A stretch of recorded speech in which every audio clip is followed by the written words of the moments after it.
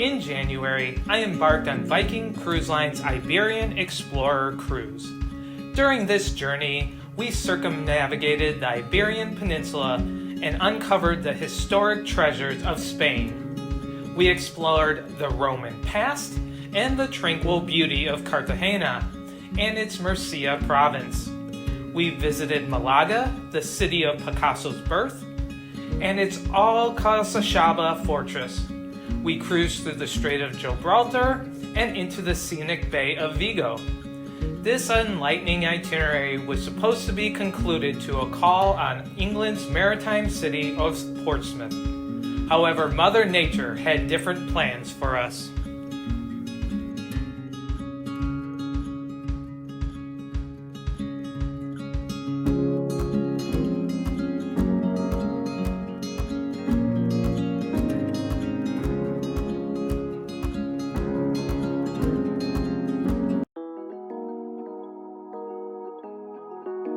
On our first day, we landed in Barcelona, Spain's second largest city. The first human settlements in Barcelona date back to Neolithic times. The city itself was founded by the Romans, who set up a colony called Barcino at the end of the 1st century BC. The colony had some 1,000 inhabitants and was bounded by a defensive wall, the remains of which can still be seen in the old town. For over 200 years, Barcelona was under Muslim rule, and following the Christian reconquest, it became a country of the Carolingian Empire and one of the main residences of the court of the Crown of Aragon. The fruitful medieval period established Barcelona's position as the economic and political center of the Western Mediterranean. The city's Gothic Quarter bears witness to the splendor enjoyed by the city from the 13th to 15th centuries. From the 15th to 18th centuries, Barcelona entered a period of decline while it struggled to maintain its economic and political independence. This struggle ended in 1714 when the city fell to the Bourbon troops of Catalonia's and Catalans' rights and privileges were suppressed. A period of cultural recovery began in the mid-19th century with the arrival of the development of the textile industry. During this period, which was known as the Renaissance, Catalan regained prominence as a literary language. The 20th century ushered in widespread urban renewal throughout the city of Barcelona, culminating in its landmark Example district, which showcases some of Barcelona's most distinctive Catalan Art Nouveau or Modernista buildings. The Catalan Antoni Gaudí, one of the most eminent architects, designed buildings such as the Casa Mila, known as La Pedrera, the Catalan for stone quarry, the Casa Batllo, and the Sagrada Familia church, which had become world-famous landmarks. The freedoms achieved during this period were severely restricted during the Civil War in 1936 and the subsequent dictatorship. With the reinstatement of democracy in 1978, Barcelona's society regained its economic strength and the Catalan language was restored. The city's hosting of the 1992 Olympic Games gave a fresh impetus to Barcelona's potential and reaffirmed its status as a major metropolis. In 2004, the Forum of Cultures reclaimed industrial zones to convert them into residential districts. An example of the renewed vigor with which Barcelona is looking towards in the 21st century. The Sagrada Familia Cathedral is hailed as Antoni Gaudí's best work and finest masterpiece. It is located in Example district. Construction began in 1882 according to the neo-Gothic designs of Francisco de Palau del Villar. Only a year after construction began, Gaudí took over. He took a more modernistic approach to the construction. The project then became his life work. Gaudí lived to see only one facade, the Nativity facade, the apse, the crypt, and one tower completed. The church plans called for 18 towers in an area capable of accommodating 13,000 worshippers. Following Gaudí's death in 1926, the building process dragged on slowly through the Civil War until the 1950s when construction began in earnest. At present, there are 8 complete towers and 2 facades. The building process continues, and it was only in 2000 that the roof of the main nave was completed.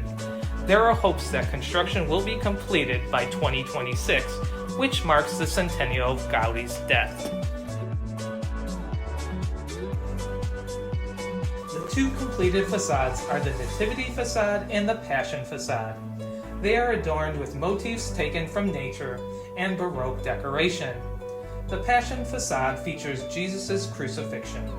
The 2 other remaining facades are the Glory facade, which is under construction, and the facade on the south side of the church.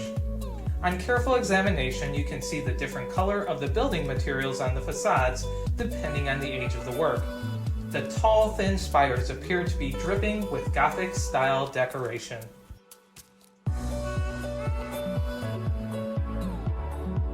The interior of the church is just as impressive as the exterior. In the crypt, you can see Gaudi's final resting place. In the nave, there are pillars which resemble thick trees.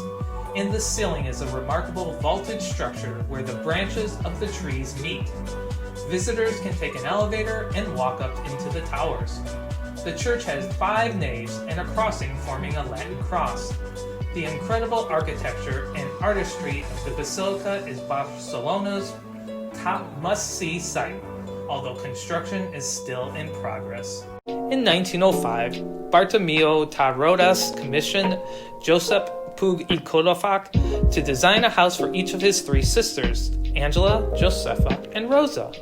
The result was a building reminiscent of old medieval castles, with elements of different architectural trends and various technical innovations.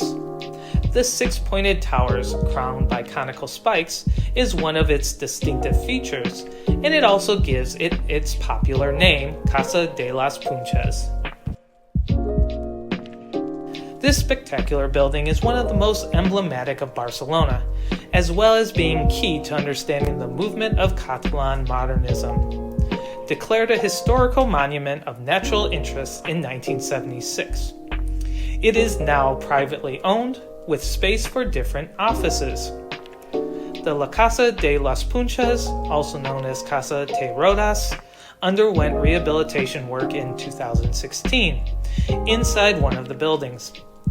It has always been a tourist attraction thanks to its facade and its location among other tourist spots of the city, such as La Pay de Ra and the La Sagrada Familia.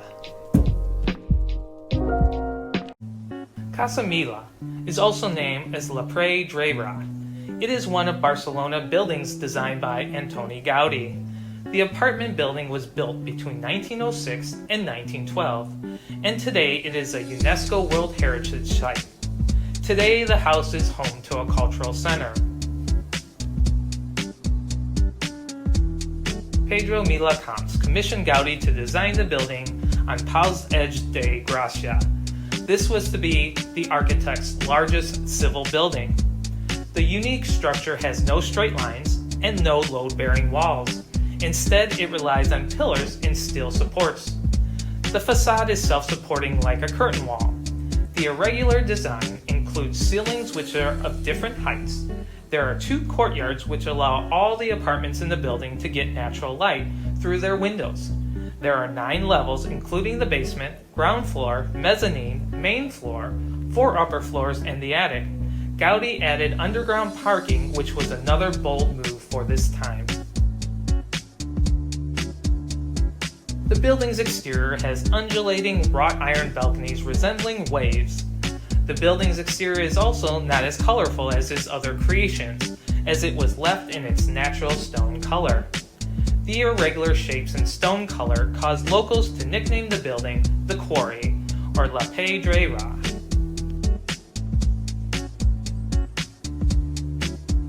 Visitors can visit the attic and the floor above, where the unusual design is consistent with the exterior. Gaudi made use of Art Nouveau and Catalan Modernista architectural styles. The rooftop chimneys have surrealistic colors and resemble science fiction warriors and other fantastical characters. The chimneys were functional, but also so decorated with mosaics, marble pieces, and shapes that are more like sculptural works of art.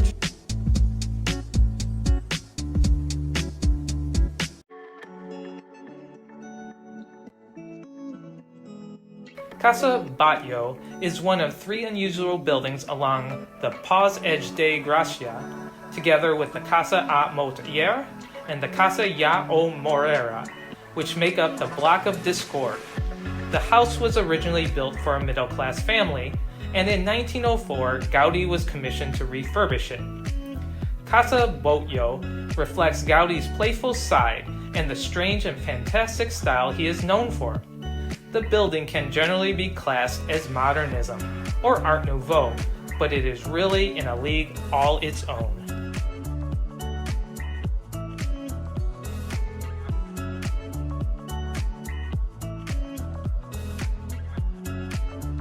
Gaudí replaced the original facade with a work in glass and stone. The facade wall was made to curve and bend like a wave. This was then plastered and covered with a mosaic of colored glass and ceramic fragments. The top of the building looks like the back of an animal, generally referred to as a dragon. It appears to have scales and a spine adorned with round pieces of masonry, which seem to change color as you look at it from different angles. Montjuic stone was used to create pillars on the first 2 levels. The thin pillars resemble the shapes of bones and are decorated with floral designs.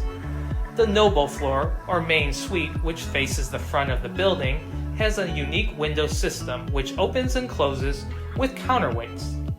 The projecting balconies resemble the masks made of wrought iron. The facade uses organic shapes and colors.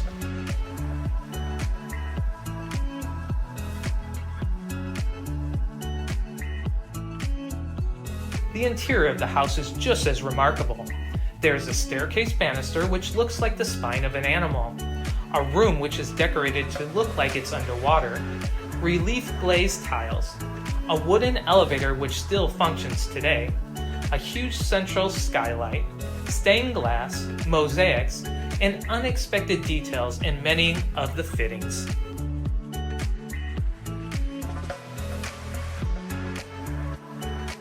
Casa Amatller is a house which stands together with Gaudí's Casa Batllo and Casa Lleó-Morera on a stretch of Passeig de Gràcia called the Block of Discord because of its unique architecture.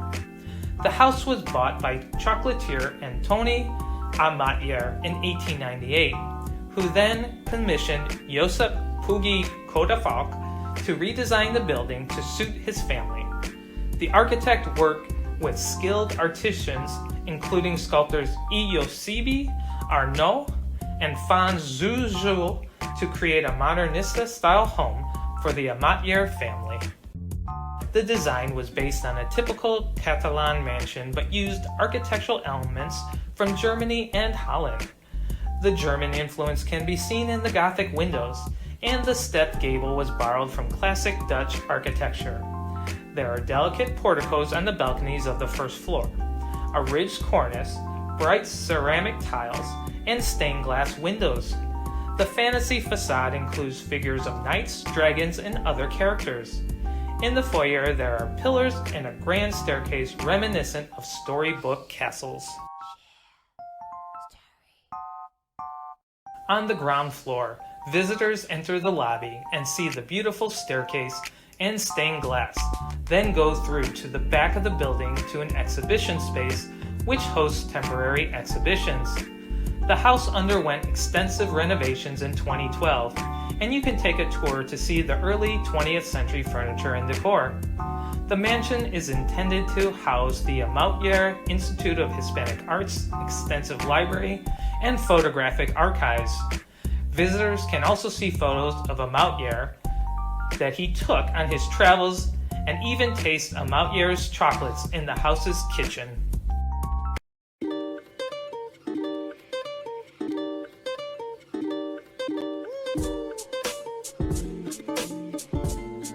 The Casa Lleó-Morera is one of the 3 unique buildings which make up the Block of Discord along the Passeig de Gràcia.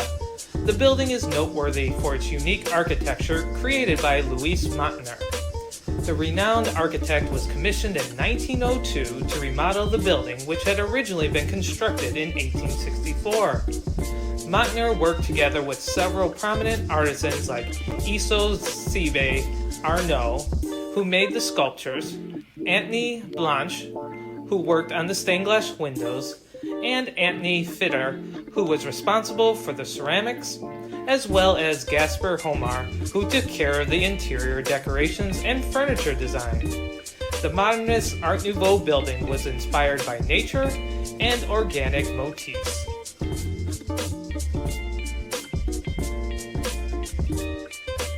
The facade of the building features many elements of fantasy and small touches which can be discovered on close examination. Among the shapes and figures of the facade is a telephone and light bulb, both of which were invented during the architect's lifetime.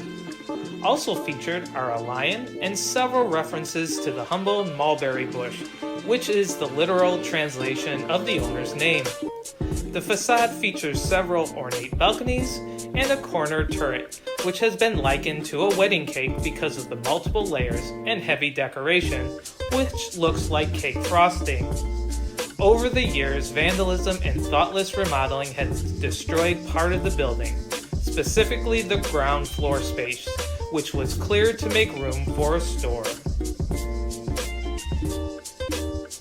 Located in La Ribera is the Palau de la Musica Catalans. This fine example of modernist architecture is known as a UNESCO World Heritage Site. The building was designed by Luis Mauntner, who also designed the Hospital San Pau. The building was completed in 1908 to house the Catalan Choral Society.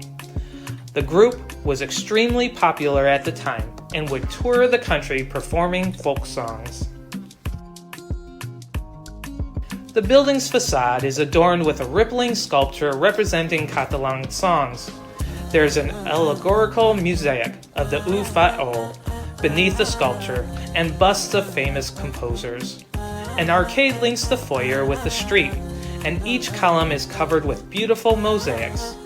The auditorium is on the first floor, and every possible modernism technique has been employed. Every surface is adorned with features like stained glass, sculptures, mosaics, and murals. The only source of light during daylight hours is in the auditorium, and it is an inverted stained glass dome which is surrounded by figures representing a choir. The entire ceiling appears to be of stained glass. On the wall of the back of the stage is a terracotta female figure holding musical instruments. The proscenium arch which frames the stage was created by Pau Gargao, and it is a flurry of activity, with Josep Clave, or Orve O, director, coming out of the flowers of May on one side, and the composer Beethoven looking through Wagner's Valkyries on the other. Later additions to the building include a rehearsal room, a library, and an underground auditorium. The theater is used for regular performances by a range of artists from jazz and orchestra recitals to folk music performances. The Cathedral of the Holy Cross is the church of Barcelona's Archbishop. It is located on an elevated piece of land in the Barri Gothic district, in the heart of Barcelona.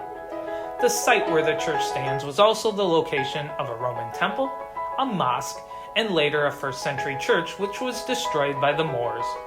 The beginnings of the construction of the present church began in 1298. War and plague slowed down the construction, and the main building was only completed in 1460. However, work continued until the early 20th century, with the Gothic facade being completed in 1889. The Gothic facade is adorned with statues and figures, while the bell towers have Gothic pinnacles, and the windows and doors have Gothic arches. The architecture has touches of Gothic, medieval, and Renaissance styles. With the cathedral, there is one nave, and behind the altar there are 15th century stained glass windows. Down the sides of the nave are 28 chapels, where you can see the tombs of prominent figures in Barcelona's history. The adjoining church cloisters date back to the 14th century and are surrounded by the Gothic portico with vaulted galleries. The Gothic Quarter is the heart of Barcelona's historic old city and one of the city's most iconic landmarks. Situated on top of a former Roman village, this ancient neighborhood still bears traces of Rome's past. Although it is best known for its striking Gothic architecture, most of which dates back to the 13th and 14th centuries. Visitors enjoy exploring the neighborhood's antiquated buildings, narrow cobble streets, and secluded public squares lined with quaint shops, restaurants, and cafes. Some notable attractions in the Gothic Quarter include the Gothic Cathedral, the most important religious structure in the neighborhood. The cathedral can be viewed between La Rambla and Villa Laietana and boasts a spectacular array of Gothic and Renaissance art. From here you can wander along Breeze Bay y Ruite Street, a picturesque pathway that leads to Sant Jaume Square. The latter is home to an assortment of opulent government buildings, including the signature City Hall. The other major religious structure in the neighborhood is the Church of Santa Maria del Pia, which is best known for its soaring 54-meter-high bell tower. The main church hall is adorned with beautiful paintings, frescoes, sculptures, and stucco work. Two other squares that are worth visiting is the Royal Square and the King Square. The King Square dates back to the 14th century and is home to one of Barcelona's most popular museums, the Museum of History of Barcelona. The museum sheds light on the city's fascinating past through various historic objects and artifacts. The King Square is located in the Gothic Quarter and is surrounded by historical medieval buildings. The square is associated with Christopher Columbus, who is thought to have been received here by King Ferdinand and Queen Isabella on his return from the New World. One of the most photographed features of Barcelona's Gothic Quarter isn't even 100 years old. Neo-Gothic in style, the bridge is adorned with sculptures steeped in symbolism, typical of the modernista architectural trend, and was designed by architect and disciple of Antoni Gaudí, Joan Rubé o Belver. At the end of La Rambla, in Plaça del Portal de la Pau, you can find a monument dedicated to Christopher Columbus. The Columbus Monument was constructed in 1888 as a tribute to the discovery of the New World, and to mark the Universal Exhibition of that year. Stone, iron, and bronze were used to create the monument.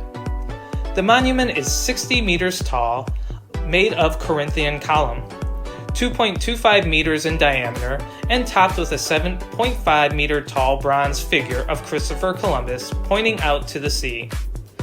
Columbus stands on the Capitol, adorned with images of Africa, Asia, America, and Europe, and topped with a large crown. At the foot of the iron column is a circular base raised by 4 stairways, 60 meters wide. There are 8 lions marking the base, one on either side of the staircases. Other figures on the base depict prominent people from the Age of Discovery. 8 bronze reliefs depict Columbus's accomplishment, including when he met King Ferdinand and Queen Isabella in Cordoba. Within the column is an elevator which takes visitors up to a viewing gallery where they can look out to sea together with Columbus, and also up along La Rambla. It is possible to walk around the entire viewing gallery and get views of city in all directions.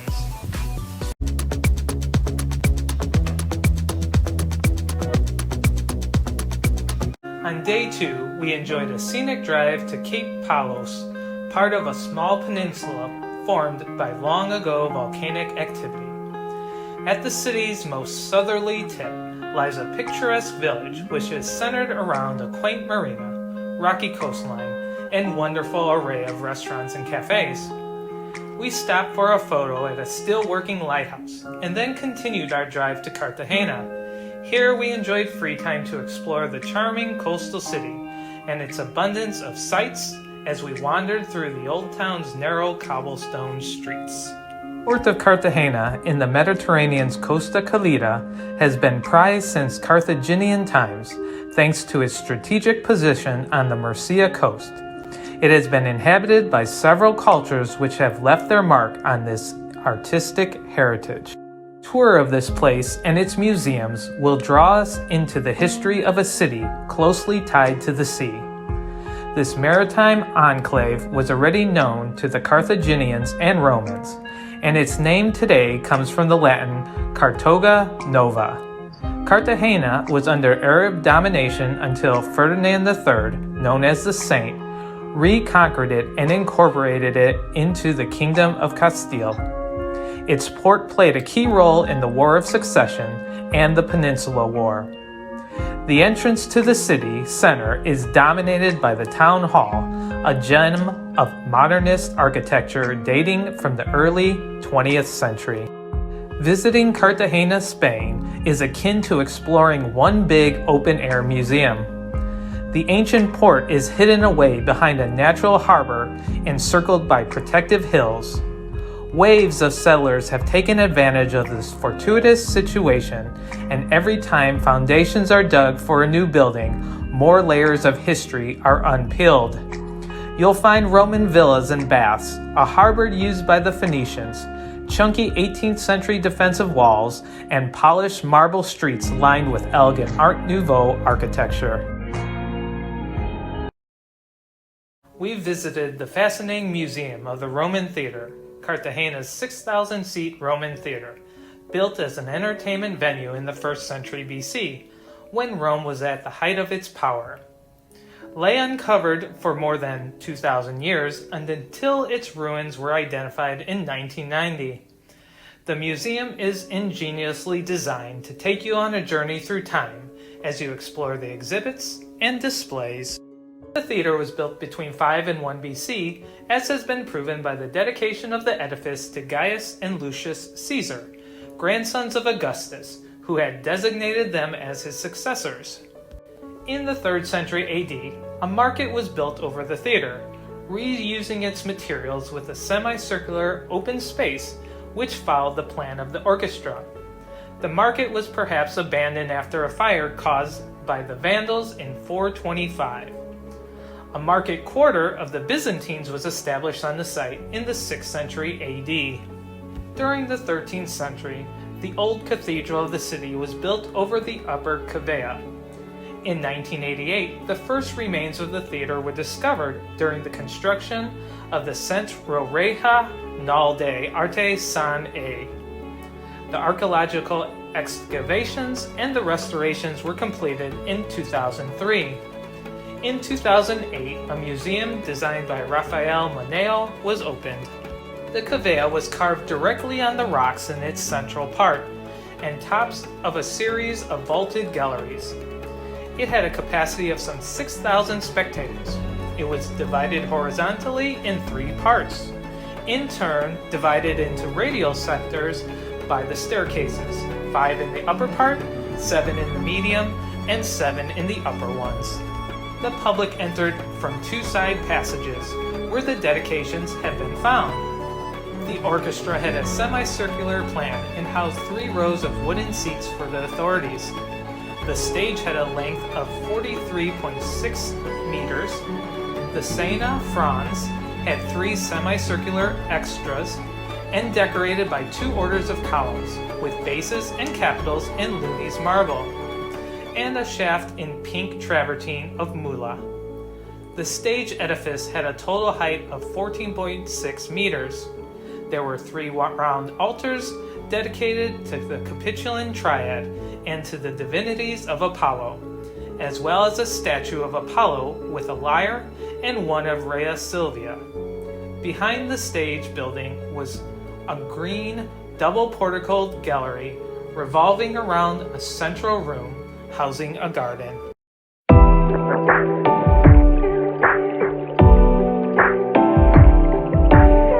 On day 3, we experienced firsthand the stuff of Andalusian dreams. Malaga is the gateway to Andalusia, the seductive province of rolling hills and endless olive groves. Beyond its 16 sunny beaches, this Andalusian city on the shores of the Mediterranean has a fascinating cultural side.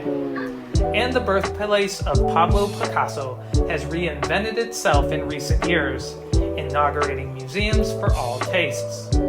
If we take the combination of culture and the sea and add a lively atmosphere, numerous tapas served in bars, cutting-edge neighborhoods, areas like the port that have transformed and become more modern, and monuments with centuries of history, the result is a city full of passion that anyone would want to explore.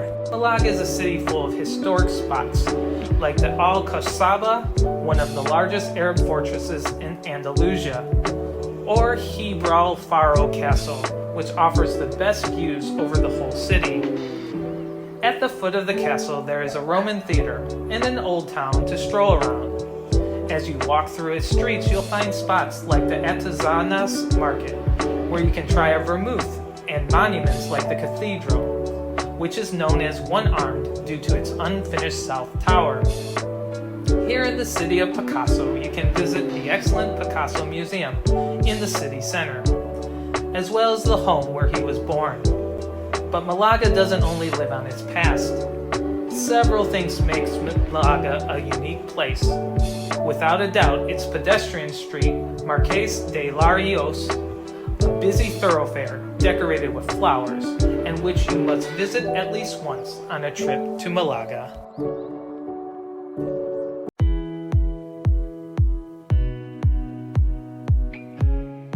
Considered the oldest monument in Malaga, the Roman theater, Teatro Romanos, was built under the rule of Emperor Augustus in the 1st century BC, and was in operation until the 3rd century AD. For many years, the amphitheater lay in ruins until the Moors used it as a quarry in the mid-1700s AD to build the Alcazaba fortress.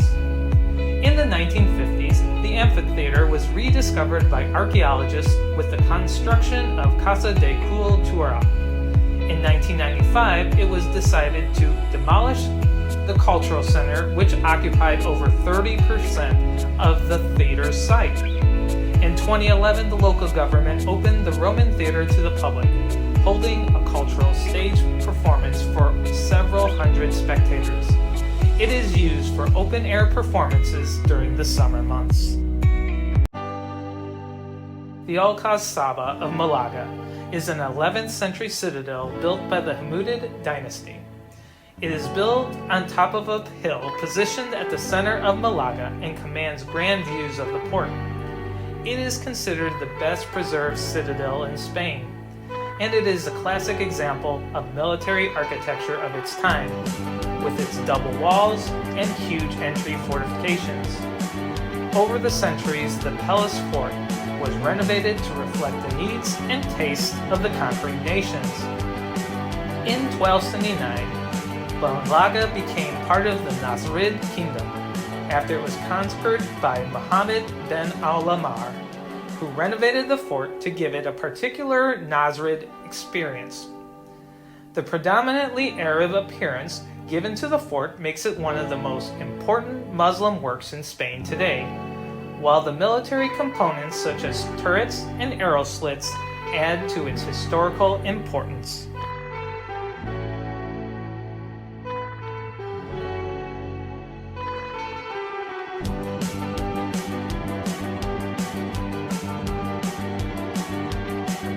Enter the outer fort entrance through the vault gate, and make your way up a pathway through stunning gardens and fountains, through the gates of the columns or Tower of Christ.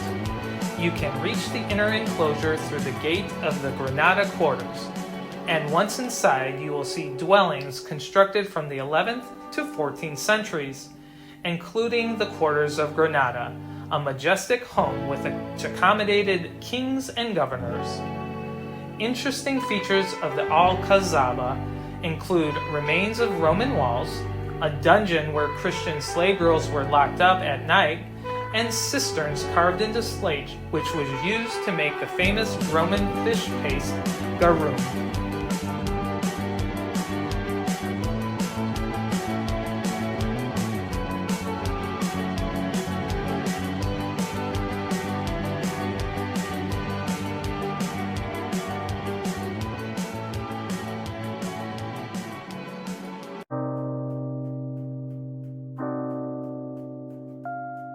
Built between 1528 and 1782, the Malaga Cathedral towers 276 feet high and is the second highest cathedral in Andalusia.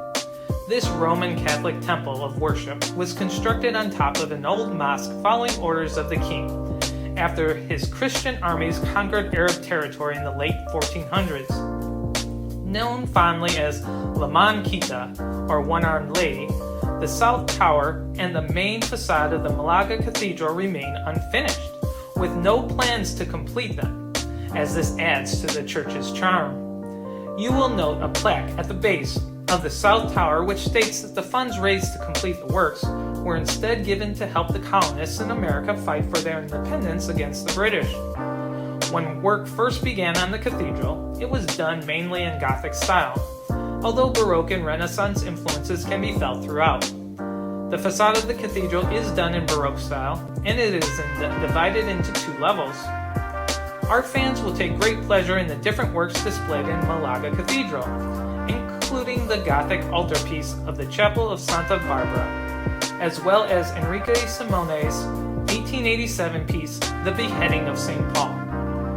The 17th century choir stalls in the central nave are also noteworthy, as are the sculptural works of Pedro de Mena, Ortiz, and Michael.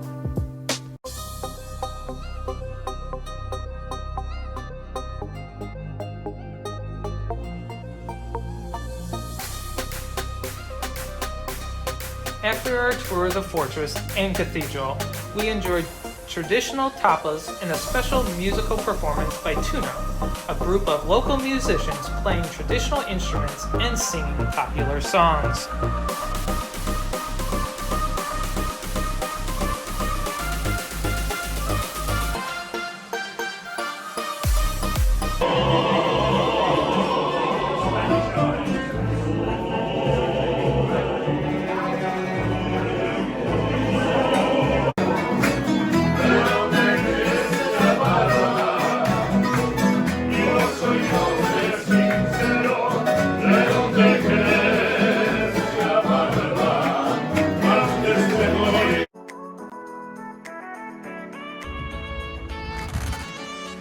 This is our penthouse veranda room on the Viking Venus. As you come in, you have a closet at the entrance. There's plenty of hangers. They include some robes and some slippers that you can use in the spa. There's actually two sides of the closet, and it also has some storage space underneath.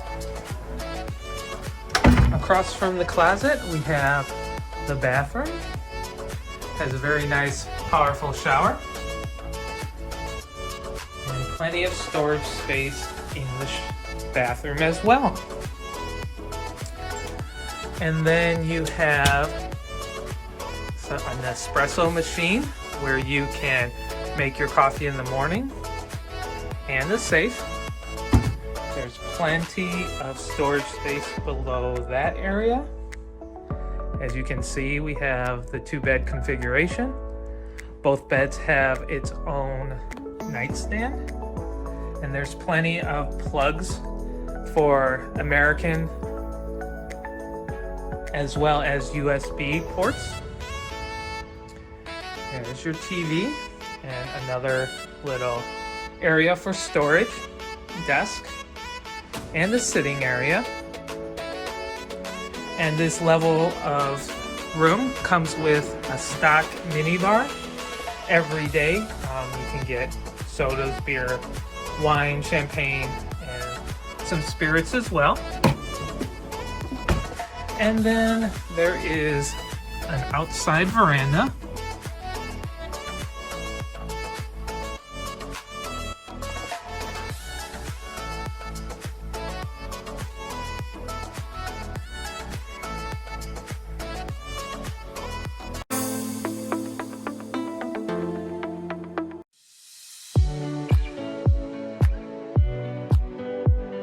In the Galician province of Pontevedra, situated on the shores of the Atlantic Ocean, lies the city that lends its name to the southernmost estuary of the Rías Bajos, Vigo.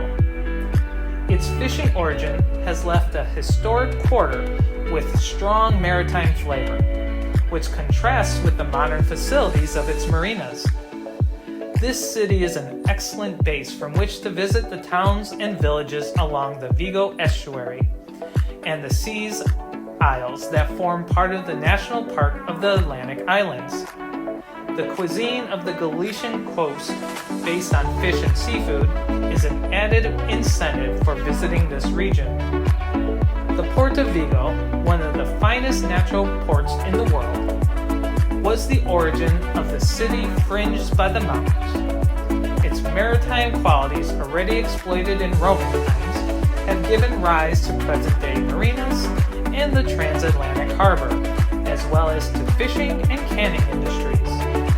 All this has contributed to the urban development of Vigo, which includes the traditional port area and boasts major historic buildings and wide tree-lined avenues.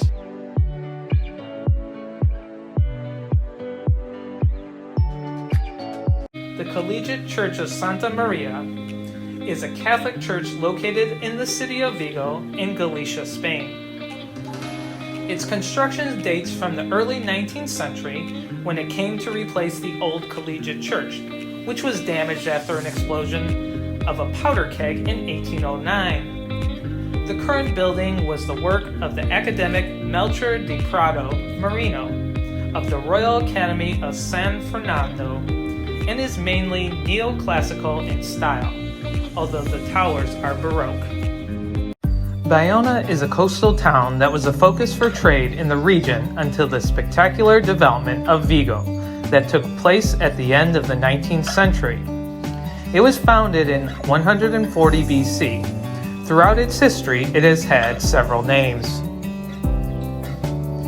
In 1201, King Alfonso IX of Leon granted the town a royal charter. In 1370, King Ferdinand I of Portugal took up residence in the town and established his seat there until being forced to return to Portugal. In 1585, the inhabitants of Bayona repelled an attempt to take the town by the privateer Francis Drake. 5 years later, Philip II of Spain beat the pirates that were laying the Galician coast to waste with a fleet of 98 vessels and 17,000 soldiers. The town's most attractive streets are set around the bay, which open up next to the mouth of the minor river. It was here that the La Pinta moored in 1493, the first ship to reach port after the voyage of discovery to the New World. There is a replica of the Pinta watching from the sea. In addition, there is the 18th century Santa Maria Collegiate Church. This monument maintains Romanesque touches in its Gothic structure, which resembles that of a fortress.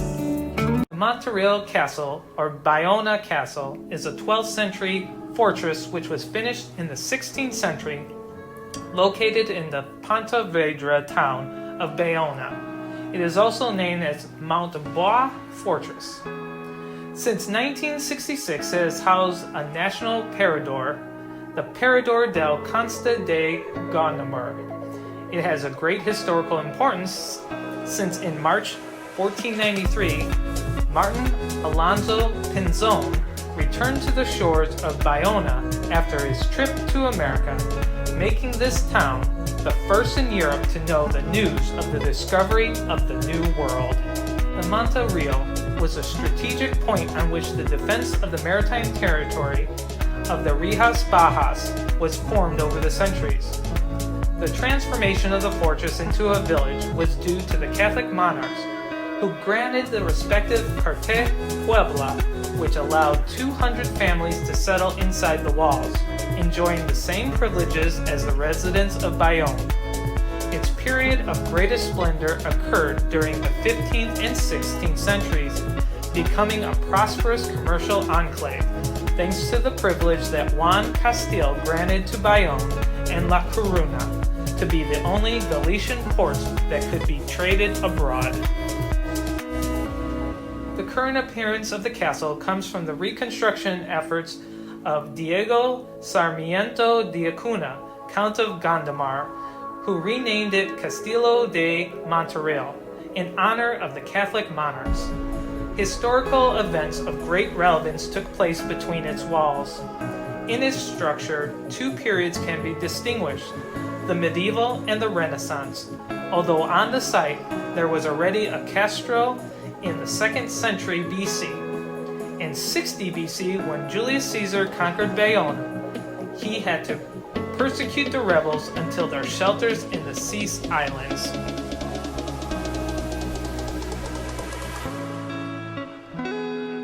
Romans, Visigoths, and Muslims left their mark on the castle.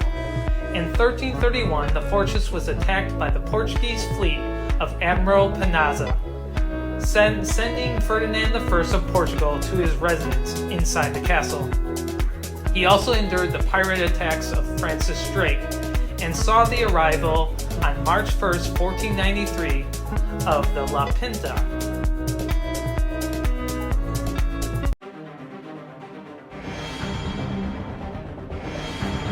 After we left the town of Vigo, Spain, we traveled through the night, passing through the Straits of Gibraltar. And in the darkness, I am pretty sure there were some giraffes waving at our ship from Africa. That is when our trip turned ugly. As we entered the Biscay Bay, the waves grew extremely high, and our captain was forced to slow down. As a result, all shipboard activities other than dining venues were canceled. The conditions were so bad, my sister even broke her toe amidst the violent rocking.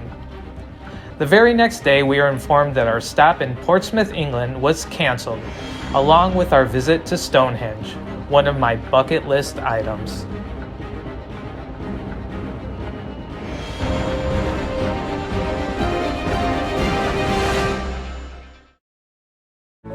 After a very long 2.5 days of traveling over rough seas, we finally arrived in England just in time to board a bus and journey to London's Heathrow Airport. Heathrow Airport's Terminal 5 was quite busy with many restaurants and stores. They even had a Harry Potter store.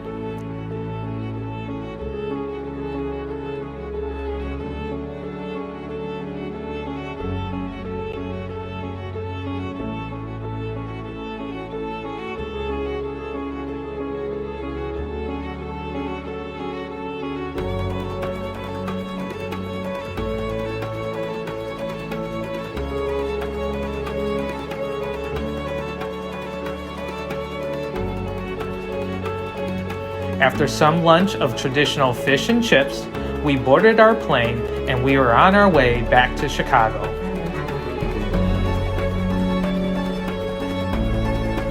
When I returned home, I did contact Viking over our interrupted cruise, and they did compensate me in order to make things right.